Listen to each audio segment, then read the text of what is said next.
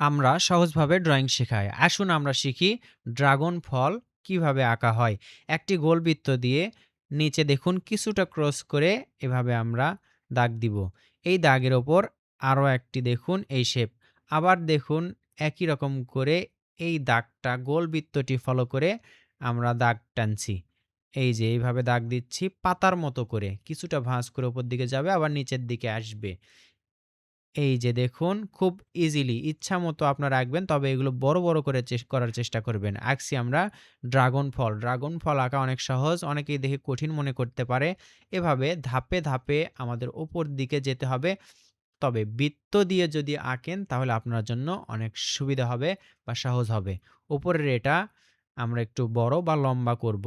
2B pencil ব্যবহার করছি আমরা 4B পেন্সিল 4B পেন্সিল ব্যবহার করছি 2B পেন্সিলেও আপনারা আঁকতে পারেন। সহজভাবে শেখানোটাই আমাদের কাজ। ছোট্ট সোনামণিরা যেন আ আনন্দ পায়। এবার দেখুন প্রত্যেকটির মাথায় আমরা এভাবে ভাঁজ করে দাগ দিচ্ছি। হালকা যে দাগটি আছে গোল দাগ বা বৃত্তটি ১ম দিয়ে রাখছিলাম, এটা আমরা পরবর্তীতে মেশাবো। প্রত্যেকটা এই যে আমরা এই মাথাগুলোতে সবুজ রং বা হালকা সবুজ রং করব। আপনার কাছে যেটা ভালো মনে হয় সেটাই করবেন। হালকা সবুজ রং করলেই বেশি ভালো হয়। এবার আমরা গোলাপি রং সবগুলোতেই করব।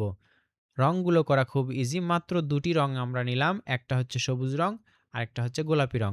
আমরা ১ম এ লাইনে রং করে নিয়ে তারপর মাঝে রং করব। এতে বাহিরে যাওয়ার সম্ভাবনা কম থাকবে।